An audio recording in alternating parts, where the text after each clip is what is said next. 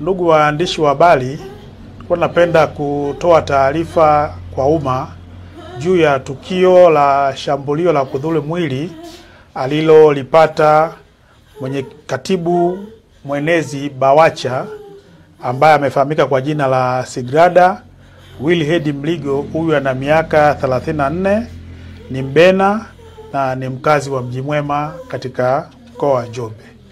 Ikumbuke kwamba siku ya tarehe 25 mwezi wa 3 2025, Chama cha Demokrasia na Maendeleo kilikuwa na kikao cha ndani pamoja na viongozi wa taifa ambao waliongozwa na John Heche, kaimu mwenyekiti.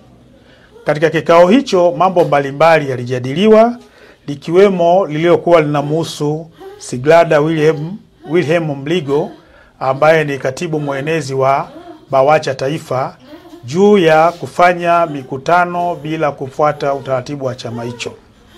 Katika hoja hiyo kuliibuka taharuki na baadaye alielekezwa huyu Sigrada Mligo aweze kutolewa nje, na aliweza kutolewa nje ili kumpunguza munkari aliyokuwa nao kwa wakati huo.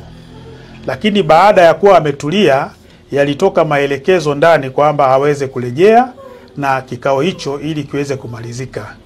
Lakini cha kushangaza, moja ya walinzi katika chama hicho cha Chadema ambaye amefahamika kwa jina la Noel Olivale, ambaye ni moja ya walinzi, aliweza kumshambulia kwa ngumi Bi Sigrada Mligo na kuweza kuanguka chini.